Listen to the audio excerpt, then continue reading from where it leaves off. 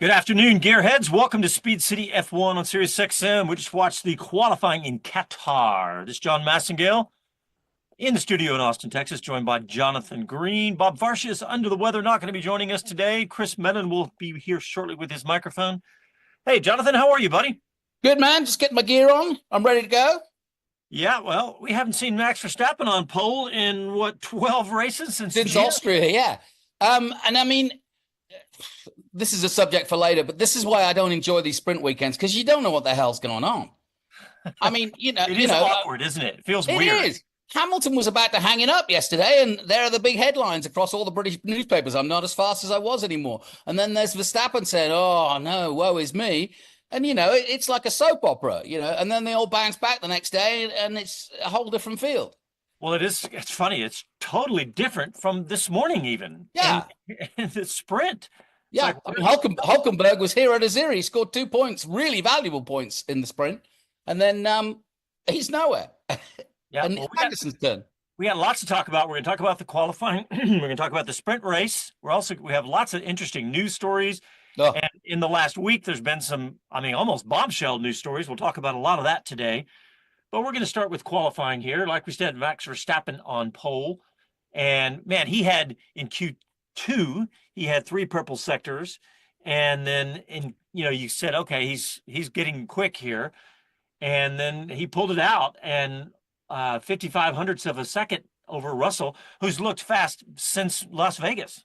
Yeah, and I would argue that that was a really close qualifying. Jenson Button said, this is going to be nip and tuck, and it was. But I think that, again, I do think that in race pace, both Ferrari and McLaren will come to the fore, and even one of Hamilton or Russell, but Russell obviously the more likely. So even though Max is on pole, I'll bet, I haven't heard any interviews and we haven't heard from him yet, but I'll bet he's not overly confident about race pace. Well, I hear Chris Medland's mic lighting up out there in Qatar, Lusail International. Chris Medland, how are you, sir? I'm tired, chaps. How are you guys? I'll bet you are. Don't blame me, mate. I saw you on the other side of the world. Yeah, I'll admit this is the first time that I've ever taken a planned power nap or tried to during a qualifying session. But after Q1 ended, I genuinely had to just shut my eyes. I was really struggling. So, and I'm not alone on that front, but I'm sure that's not what listeners want to listen to me moaning about. But yeah, there's a lot of people in the paddock struggling with this. I hope you don't mind, but I've set up an hour-long interview with Ben Suleiman for you. Well, I'll just hit record and let other people ask the questions. Yeah, George Russell was also complaining about the travel from Vegas over to Qatar. I mean, Vegas is such a strange time zone, and we've talked about it all last weekend, but man, it really sets up for a really rough weekend for you guys, Chris. Yeah, it's that swing actually, and yeah, same for all the teams, obviously. But it's the fact that you do go a complete 180 again, and everyone's just tired out after such a weekend anyway, and what they had to do on the timings in Vegas. But then this is essentially 12 hours removed. Or I think it's 11 hours removed, pretty much. So most people have not got their body clocks onto the time they need to be for here, so they're massively sleep deprived. And it's a similar setup. It's dark a lot of the time. It's actually pretty cold here as well, very similar to Vegas. So a lot of people camping out inside as much as they can, but not getting much daylight to keep you stimulated. So coffee intake is high this week, I could tell you that. Huh. Well, we were just talking about Max Verstappen, first time in 12 races since June on pole. He looks amazing this weekend. But we were talking about, Chris, how the order just keeps getting shuffled from all weekend long. It's like, oh, it looks like it's going to be McLaren, or looks like it's going to be Mercedes, and now Verstappen's on pole. And even Checo Perez made it into Q3. So it's all, you don't know what's going to happen at every minute. Even Checo Perez. Yeah, I know what you mean, though. I was the same. And he only scraped through. It's 12 thousandths of a second over Pierre Gasly in that one. But I'll tell you what, someone who made it through the Q3 as well is here, and I'm going to see. I can't actually tell if I can give it a go, apparently. Is Kevin Magnussen. And Kevin, nice. Q3 today. How was that? But why aren't you in the pin? Why are you out here wandering around the paddock like a lonely guy? Because I am lonely and I'm cold and tired, and this is keeping me stimulated and awake, which I don't get to drive an F1 car to do. All right. How's it going? Very well. How about you?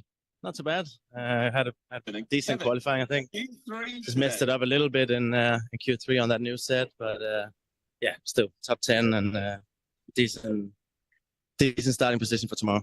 Yeah, and the car's looking quick. Do you feel like there's more points on offer here? Because you guys are really just trying to take control of that fight for P6.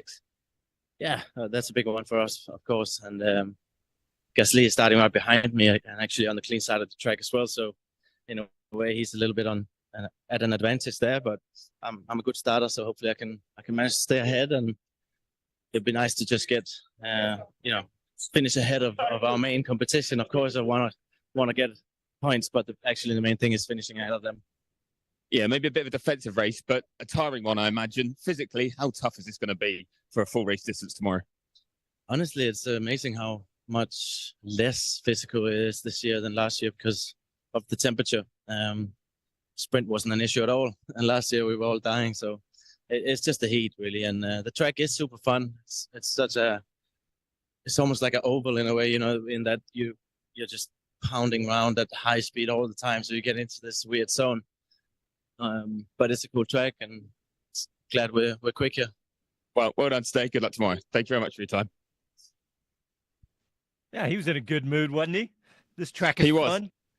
He was indeed. He was probably obviously people can't see it, but when I started that interview and he was asking why I wasn't in the pen, he probably grabbed me around the shoulders, was like shaking me, like winding me up. So he's clearly in a good mood. He's been in a good mood all weekend, to be fair, and I was a bit surprised it didn't quite come together for him earlier in the weekend. But talk about fluctuations. Other side of that garage, Nico Hülkenberg points in the sprint and then out in Q1. I know. That's exactly what I was talking about. It's crazy. The other thing is crazy is that I'm thinking about K-Mag, right? And how he has been giving Hülkenberg everything he wants in these last few races, and he's out of a seat. I mean, it seems kind of a bummer. Yeah, I think part of it comes down to, though, you've got to perform, when the pressure's really on, and you've got to perform consistently. And it's fair to say, as much as it's been impressive what K-Mag has done recently, he wasn't doing it earlier in the season, and he certainly wasn't doing it last year either. And I actually spoke to him at the start of this weekend, and he was admitting that he didn't get on with this type of car. But he's proud of himself for turning that around and kind of getting on top of it at this stage of the season. It's not fully got away from him. He's actually managed to improve and evolve his driving style to be more competitive in these cars. So that's something that he's happy with ending the year, but that is something that ultimately I think cost him his seat.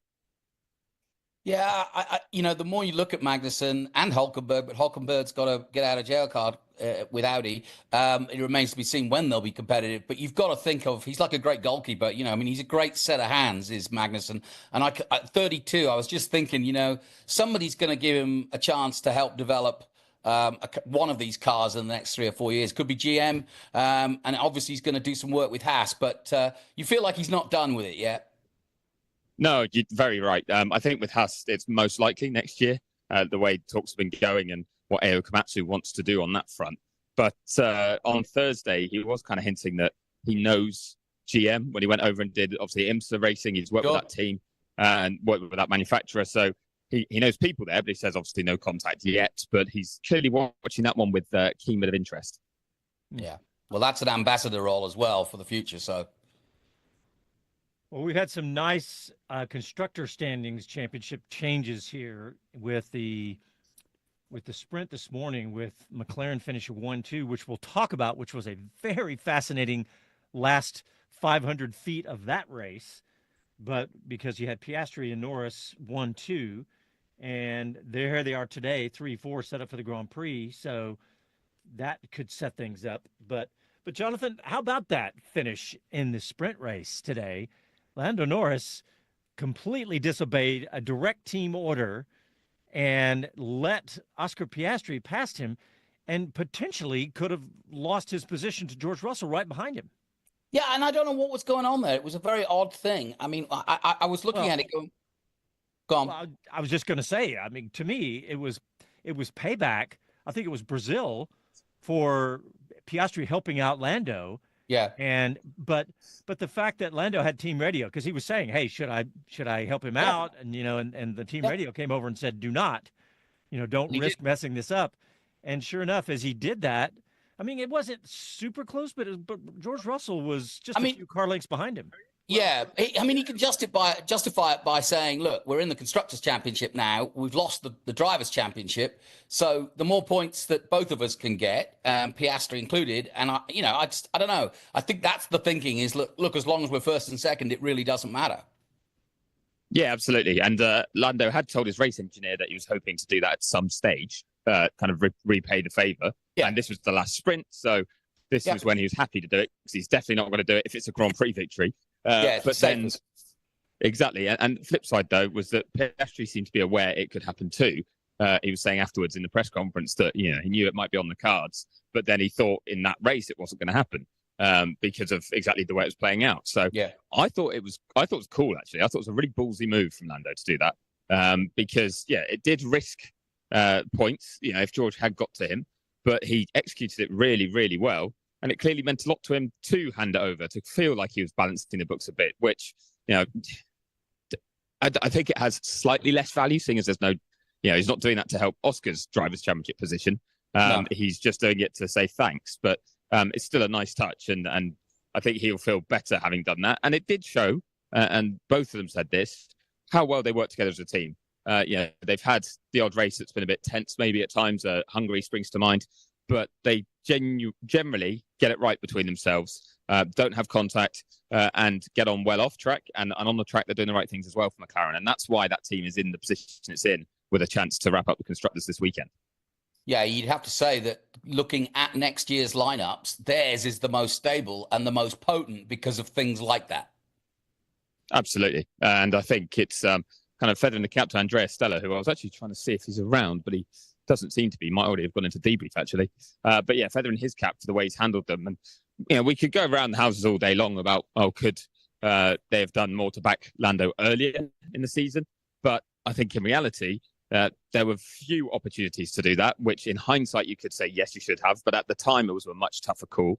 And the way they've handled it means they probably can be a bit more forceful in terms of team orders moving forward if they wanted to be next year. If it looked from the very start of the season like they had a big chance, then to make sure they get that across the line, I think they can kind of ask one driver or the other, whichever one's leading in their own inter-team fight, to back the other, because they know that that's kind of just the way the team operates, and they've already proven it out this year. Yeah, and Zach Brown, even though it was not against team orders, Zach Brown was ecstatic with what happened. He said it. He said it in the post sprint race interview. He was like, "Hey, that was great. Teammates."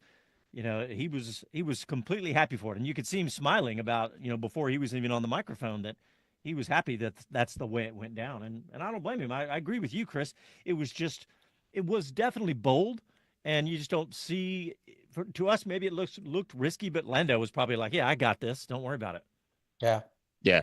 Yeah. Very, very impressive. And it's skillful driving that, because he knows how much distance there is between final corner and the line.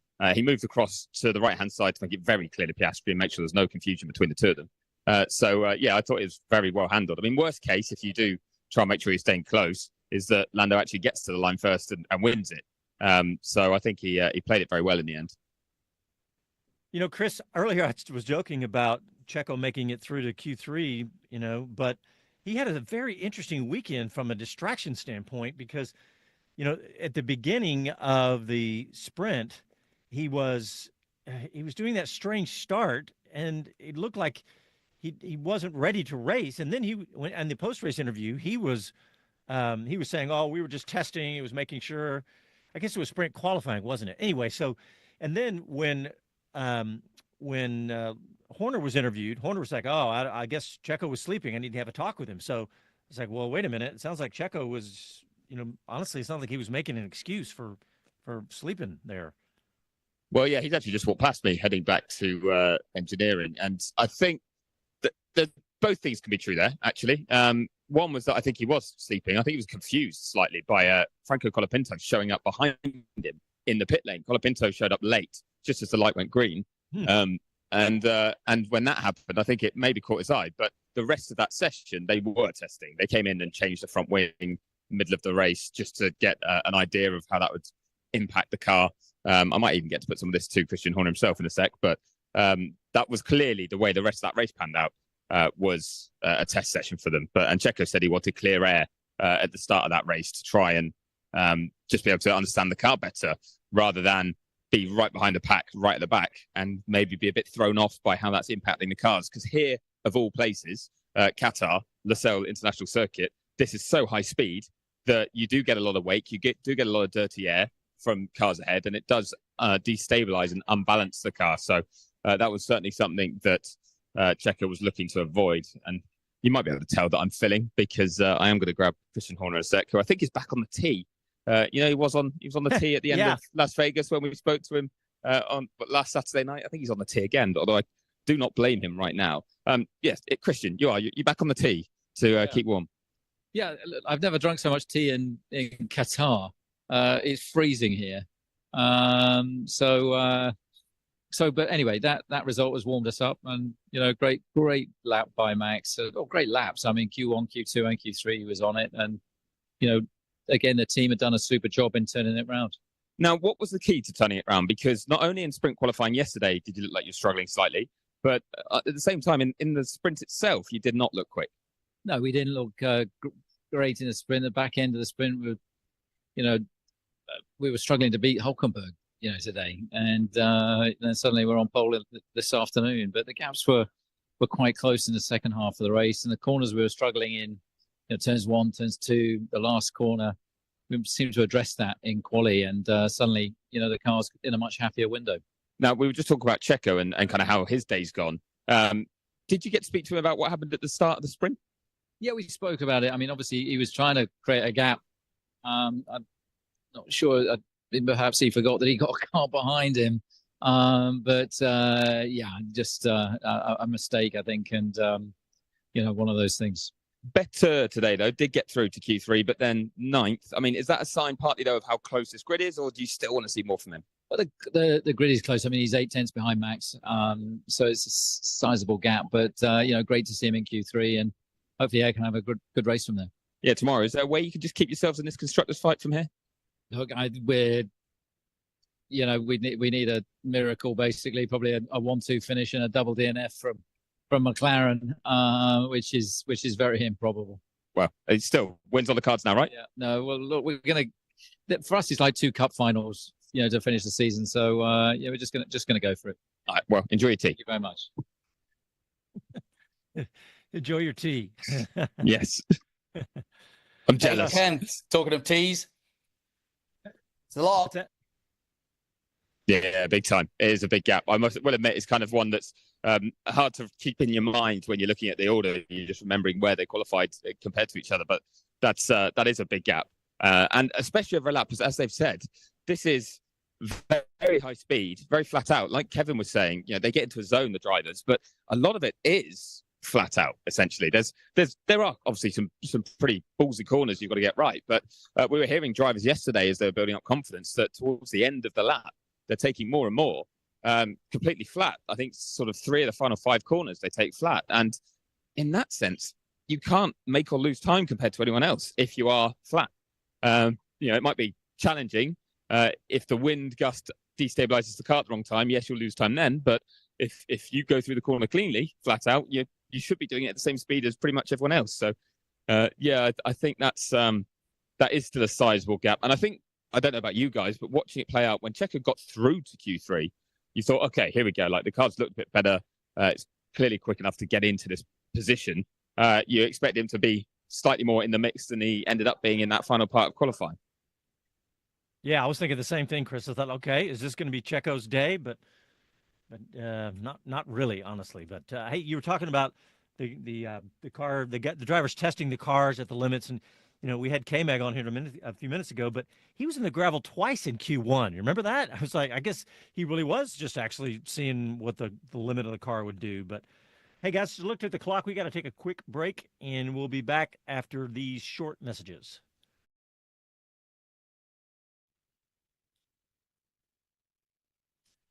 Okay, let's check in with the YouTube team here. I'll make a comment while you're doing that.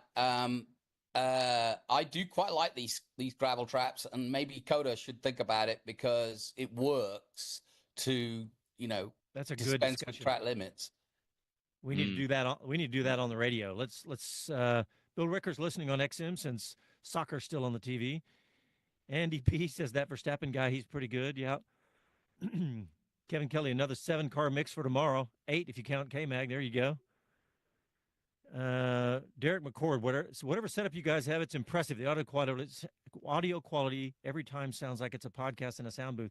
And I think he was saying that when you were talking to K-Mag, which is crazy because, Derek, you'd be surprised how low tech it is. It's basically a cell phone with a microphone plugged into it, and sometimes it doesn't work that good, but I'm glad that it was today. The mic is great. It's just like you said, it's the connection or the signal we get. And I must admit, the fortunate part of being at this race is that it's not the biggest crowd in the world, and the cell service is not getting rinsed in the same way it does at some of the other venues where we have a bigger concentration of people. So, it should hopefully hold up for me on the grid tomorrow as well. Although that said, we just about got it to in Vegas, didn't we? So fair play to T-Mobile for that one. Yeah, that's true. Hey, we got a good question from Derek McCord saying, any word on GM plan to run an F2 team as that was the plan with Andretti? That's a good question. That's been... Oh, yeah. Let's save that for on air too, because that is a really good question. Yeah. Let's see what else.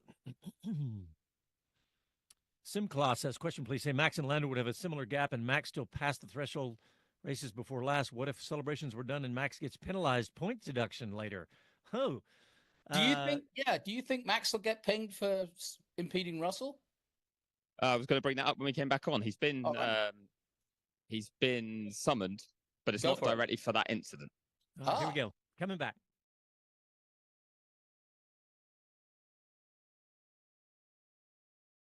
Hi, this is Max Verstappen, and you're listening to Speed City. Welcome back to the fastest hour in radio, Speed City. Thanks for bringing us back, Max. Congratulations on your pole position. And we had a couple of really good questions in our YouTube channel here while we were in the break. And the first one's from Derek, and he says, any word on the GM plan to run an F2 team, as was the plan with Andretti? Chris, what are you hearing? I'm hearing nothing more since then. Andretti made clear that they wanted to run both F2 and F3, I think. They wanted to have a team on every rung of the ladder to help develop drivers and bring them through.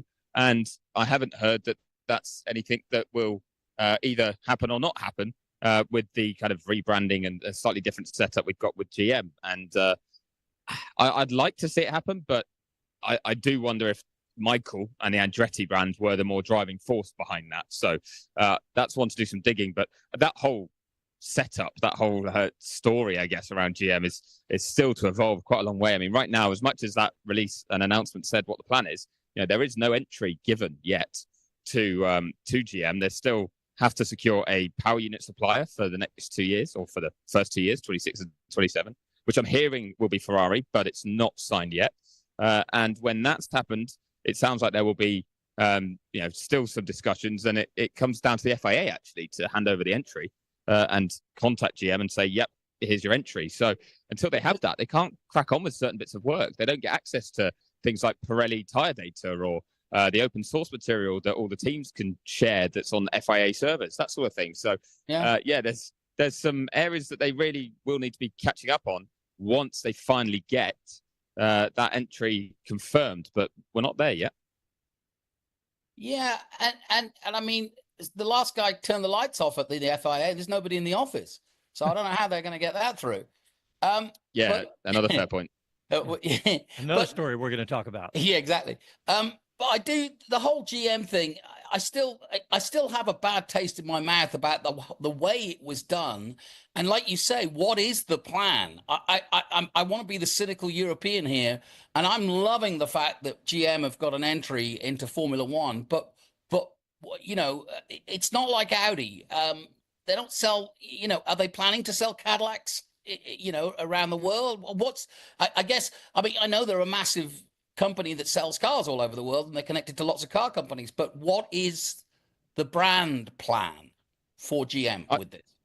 I think you've actually just nailed it. I think they want to push Cadillac as a brand more globally and certainly more so in Europe. And I think they feel that this will help it reach that far. But also, I mean, don't forget, this is not solely a GM team.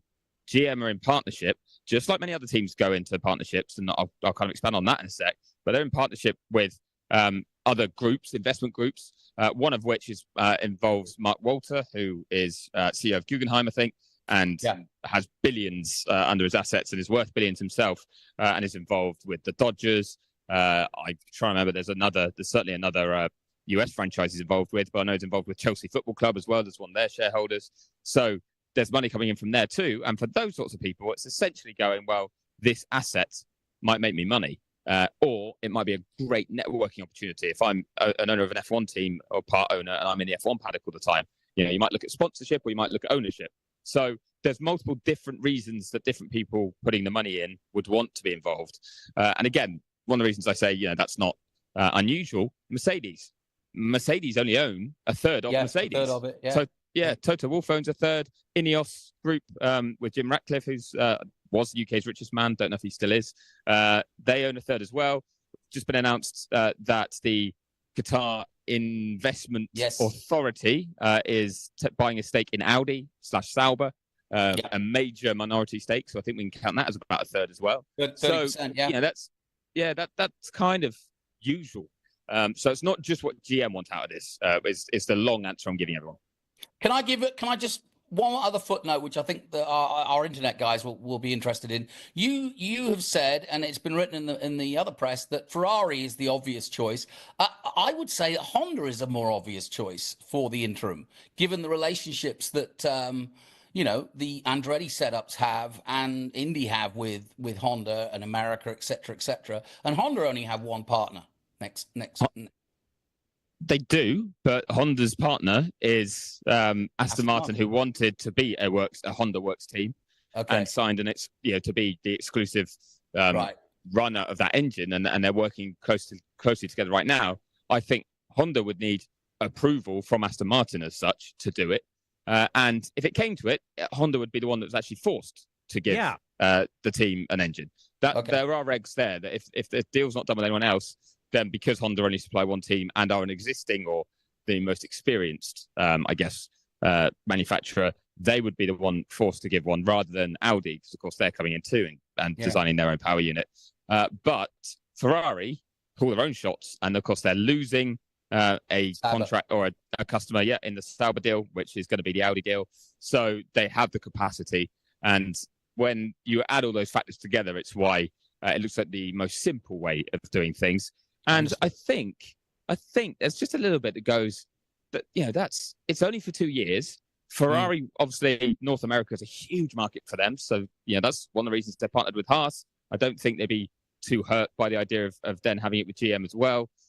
It will sound weird, won't it? Because if that happens, it'll be a Cadillac Ferrari. But at the same time, that's kind of Ferrari cool. of America. Yeah. So I think from a marketing point of view, it's actually going to be like, wow, there's some opportunities there for a bit of fun for a couple of years. So, but like I say, that's not signed, sealed, delivered yet either. So it could fall through maybe on those sorts of terms where they're like, well, actually, what's the messaging going to be around here? It could get messy.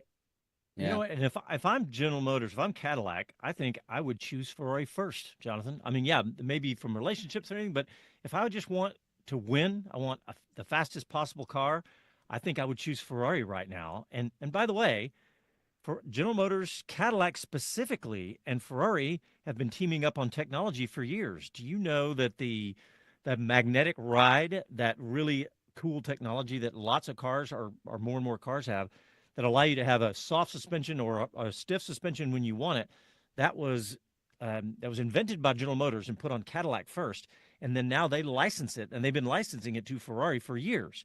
So there's a connection. I thought Citroen did that in the 70s. It was not the same. It was not the same. Yeah. But I've driven in one of those. Well, look, while we're on this topic, the number one topic that I get asked is drivers. And Chris and I talked about on Wheel to Wheel, saying, look, Colton Herta is definitely the name probably that everybody talks about first.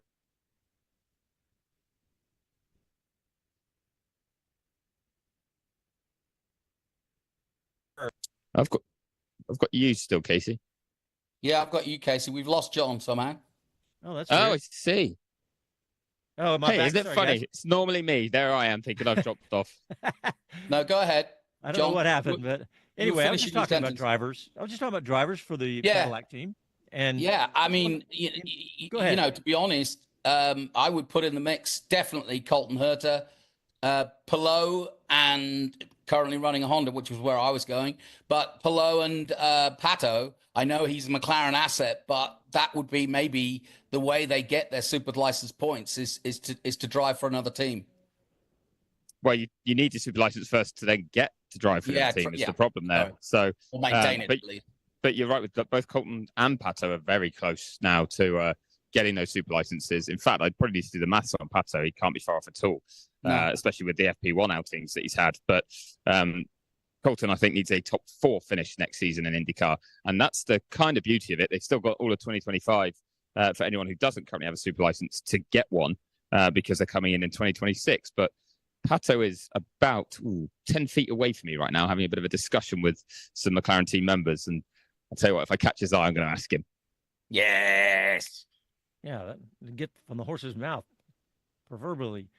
Yeah, and of course you get if Colton Herta finishes, like you said, Chris, 4th, but he could also finish 5th and get 8 points, and then do a couple of FP1s, which you can get a point for if he drives 100 kilometers. Mm-hmm. Yeah, which is roughly 20 laps in a session on most racetracks. So you have to do it cleanly, though. You can't get any summons, any penalties. If you don't have a clean session, you don't get the points. So, for example, if you do over 100 kilometers and you're remarkably quick and you're fastest of everyone, but you get done for speeding in the pit lane or you get done for impeding someone, then you don't get your point. So you have to be squeaky clean. Talking of which, an impeding happened in our midst not just half an hour ago. What's the latest? Russell Verstappen. Lovely segue, JG. Love the way you did that. It's Max has been summoned to the stewards for allegedly driving unnecessarily slowly. So it's not about impeding George, but the knock-on impact was by Russell going ahead of him. He then backed off even more than he had been planning to create a gap to Russell because everyone was just about slowing down to get into the gaps that they wanted to start their laps. And by doing that, he then went under the kind of slowest time you're allowed to do a lap in. So based on that, I think he should get away with it. But the fact they're investigating it fully and have summoned him is interesting. I think because they're going to wrap it all together with the potential impeding discussion on George. Flip side, though, is George was not on a fast lap. George was coming around to start one. He clearly picked up the pace, wanting to get round more quickly. And Verstappen had slowed at that point to make a gap. And I think it was just a bit of bad timing. Also heard Russell saying after qualifying that he ended up going over the curb and into the gravel and hopefully he didn't damage his car doing it and making it sound really, really dramatic. And then they showed the replay 2 seconds later and he did not go over the curb and he did not go into the gravel. So I did think that was a little bit of a embellishment coming from Russell at that stage. So I don't think really it's likely to end up in a penalty. We had 2 drivers yesterday that were investigated for, again, not keeping to the Delta time during sprint qualifying, and that was Perez and Tsunoda. And they were both found guilty of basically not quite following the rules correctly, but it was just a driving reprimand. So I think that's probably the worst case scenario for Verstappen on this occasion. Okay, good. Hey, speaking of George Russell, do you guys like the throwback white race overalls? I think they're awesome. Yeah, I do. Yeah, that's a partnership with IWC Schaffhausen, the watch sponsor they've got. But I've seen some people speculating on social media that it's to do with being able to superimpose stuff for the F1 film because they're similar to the race suits that the Apex GP drivers wear. And I can tell them they don't need to do that. The Apex GP drivers just are doing all their own driving. They're in real cars. They've got cameras that are filming them. They don't need to superimpose anything. So, I don't actually... don't think it's anything to do with that. It's just, as you say, a cool activation at the penultimate round of the season. I think a few sponsors trying to do stuff like that with Mercedes because obviously Lewis Hamilton coming towards the end of his time there and they want to just make the most of it before he leaves. All right, well, let's take a quick break. And when we come back, we'll continue to break down the qualifying session for the Qatar Grand Prix after these messages.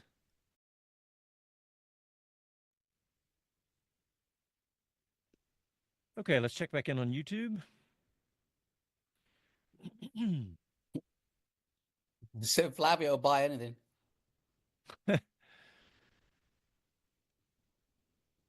Let's see.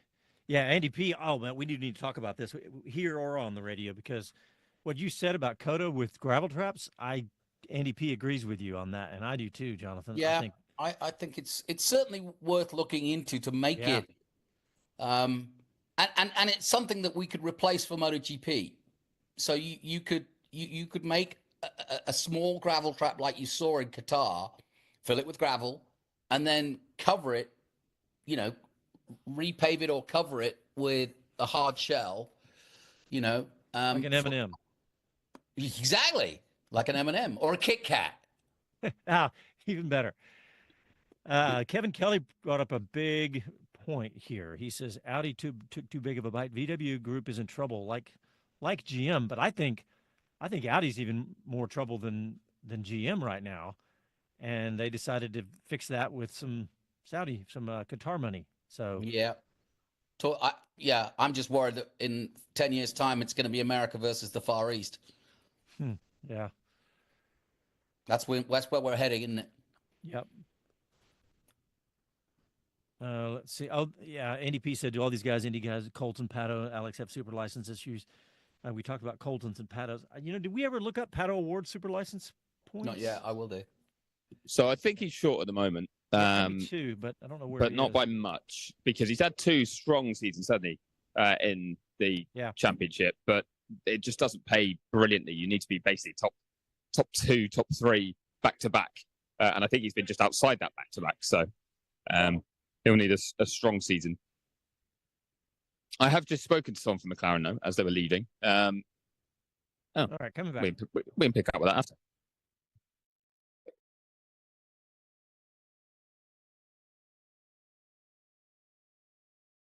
I'm George Russell, and you're listening to Speed City. Welcome back to the fastest hour in radio, Speed City. Welcome back. We were talking about everything from the Qatar qualifying. We also talked about the Cadillac entry coming. That's looking very, very likely. As Chris mentioned, it's not a done deal. But I just want to run down qualifying here. Verstappen, of course, on pole, followed by Russell, Norris, Piastri, Leclerc in 5th, Hamilton, Sainz, Alonso, Perez, Magnussen in 10th, Gasly, Zhou Guanyu, Bottas, Tsunoda, Stroll, Albon, Lawson, Hulkenberg, Colapinto, and Ocon. Yeah, what happened to Ocon? What happened to Ocon, Chris? I wish I knew, but you know what? I head down Alpine and find out for you. But I think it's just falling apart a bit there because he is leaving. The focus is more on Pierre and his work that he's going to be carrying into 2025. And I think kind of it's just going through the motions towards the end of that partnership. And Ocon, I feel like he's maybe been frozen out slightly because Alpine and Haas are direct competitors. So they don't want him maybe picking up on a few secrets and taking them across to Haas. But it's been, Brazil aside, which was epic. It's been that way for a number of races now, actually, hasn't it? That he's not really been on Gasly's level. And it's fair to point out that in Austin, Gasly had the upgrade and Ocon didn't. But since then, they've both had the same car, as far as I'm aware. So it's just not really clicked. But I'll go down and but Gasly's been really. Say. I mean, his qualifying at Vegas, and obviously it didn't finish that way. But today was a real disappointment for Gasly, who's been up in the top 6 pretty much in every practice session. Well, and look, it's such a great battle right now between them and Haas. It's so funny. I keep looking up going, oh, it's now between Gasly and Hulkenberg. And then I'll wait. It's Gasly No, and it's now between, Yeah. But Magnussen was 10th and Gasly was right behind him in the final, qualifying positions. Johnny. Well, as it stands at the moment, after Hulkenberg's 2 points, Haas has 52, Alpine 49, and RB 46. Wow. That's a great battle there. Just the 6 points in it. Yeah, it's tense. And like you say, I mean, Gasly wasn't far off today. 12,000 to the second away from getting to 3. And nor was Tsunoda. No, exactly. And as Kevin's pointed out, where he's starting from on the grid might actually be an advantage for him over 11th over 10th. So I certainly wouldn't rule out a chance of points for Alpine tomorrow. But I can actually see Esteban Ocon, but he's doing a meet and greet with some sponsors. Both drivers are actually. They're just doing some meet and greets in the paddock. So smiles on faces, at least at this stage. Hey, what's the paddock like there, Chris? Do you know what? It's actually very nice. It was rebuilt. So I came here in 2021 when we had the one-off race. And at that race, they announced a 10-year deal. But they did that as a one-off deal because then in 2022, Qatar was hosting the FIFA World Cup Soccer Championships. So that meant they didn't want to have a Grand Prix that they had to worry about at the same time with all of that other work going on. The two would have been too close together.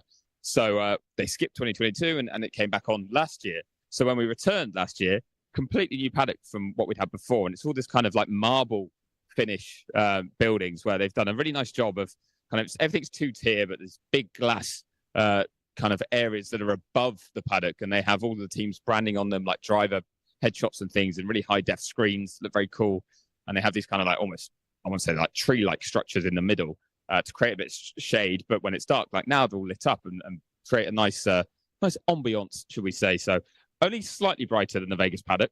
Not as wide in places, longer, I'd say. It takes a while to go from one end to the other because they had so much space to build this. But it's been a good investment because they have MotoGP here as well. So they've gone big having both championships and done some really nice work with it, actually, I must say. So a nice space to work in.